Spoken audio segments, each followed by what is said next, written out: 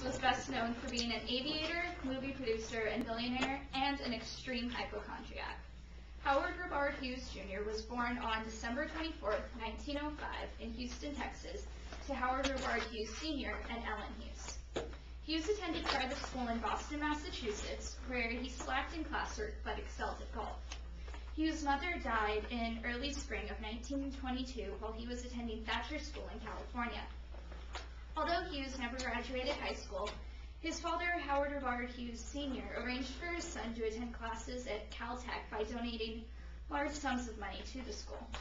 While in California, Hughes spent time with his uncle Rupert, who was a writer for Samuel Goldwyn's movie studios.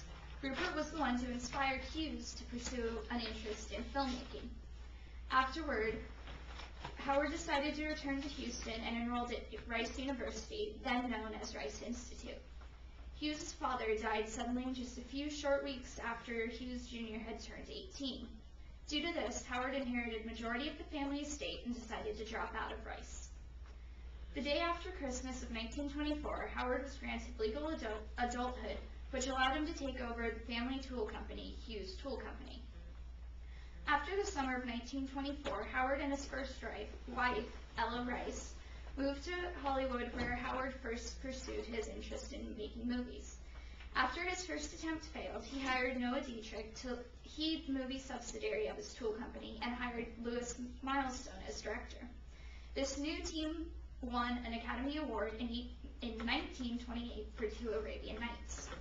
Soon after, the team made the next film, called Angels, in 1930. This movie about World War I aviators was written and directed by Hughes himself, and the star role was cast to Jane Harlow. This movie was the most expensive movie of its time at a total cost of $3.8 million. However, this movie lost nearly $1.5 million at the box office, but allowed Hughes to indulge himself in his interest in flying. While in the process of filming this movie, Hughes also earned his pilot's license. In 1932, Hughes tested the limits of public morality with Scarface. This movie was censored until Hughes sued to allow its release.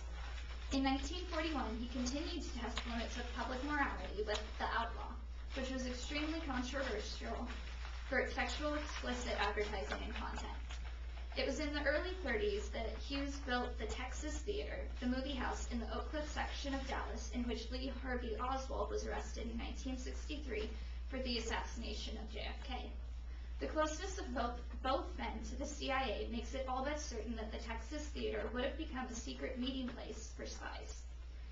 Such use of movie theaters has long been a staple of surveillance tradecraft, and other Hughes property were put to similar use. Hughes owned the RKO Movie Studio from 1948 to 1955. Back in 1932, Hughes formed the Hughes Aircraft Company division of Hughes Tool. The company has pioneered many innovations in aerospace technology, but its origins was an attempt to finance the expensive conversion of a military plane into a racing plane. After entering and winning the 1934 All-American Air Meet in Miami, Hughes built and personally test piloted the world's most advanced plane, the H-1. On September 13, 1936, he set a new speed record, taking the plane to 352 miles per hour. Over the next 2 years, he set 2 new records with transcontinental flights.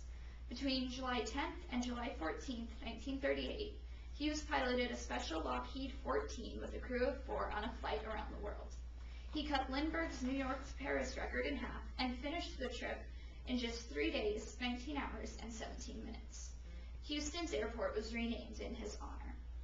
As World War II approached, Hughes turned his full attention to building military aircraft, but his regard for secrecy and disregard for military protocol and standardized materials kept him from getting the contracts. Throughout the 1950s, as the power of 3 entities grew, the Hughes Empire, organized crime, and the new Central Intelligence Agency, it became all but impossible to distinguish between the 3.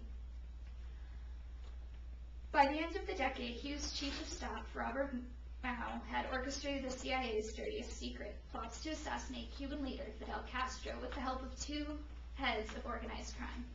Vice President Richard Nixon was the White House action officer in the covert attempt to eject Castro. After Robert Kennedy's assassination in 1968, Madeline Hughes hired longtime Kennedy advisor Larry O'Brien, along with other political insiders, to protect their interests in Washington. In 1953, Hughes had founded the Hughes Medical Institute in Delaware as his sole act of philanthropy. By turning over all of the stocks of Hughes Aircraft Company to this institute, he made his billion-dollar-a-year weapons factory a tax-exempt charity. During all of these political intrigues, arguments between Hughes and his employees continued to threaten military contracts and resulted in his firing his longtime associate Noah Dietrich in 1957. As a stockholder in Trans World Airways, Hughes lobbied for the airline's purchase of 63 jets in 1956. He sold his Trans World Airways stock in 1966 for $546 million when the company faced numerous lawsuits. That same year, Hughes moved to Las Vegas and began doing business there. Las Vegas organized crime interests were actively transferring casino ownerships to frontmen with less tainted reputations. Hughes took over Air West in 1970. He was increasingly reclusive and decreasingly in control of his business dealings. Not even Nixon could contact him directly. Mao's power was also declining. In 1972, Hughes sold Hughes Tool Company stock and renamed his company Summa Corporations, ending any remaining role in his business. His health deteriorated, and his entourage of aides carted him to Panama, Canada, London, and Acapulco. On June 5, 1974, a break-in occurred at Hughes' Romaine Street headquarters in Los Angeles. The theft of secrecy documents sent shockwaves through the U.S. intelligence community.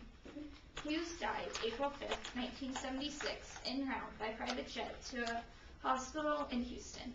His drastically changed appearance and the fact that he had been seen by so few people for so long forced the Treasury Department to use fingerprints to identify his body. He left an estate estimated at $2 billion, and 400 prospective heirs tried to inherit it, but it eventually went to 22 cousins on both sides of his family. Thank you.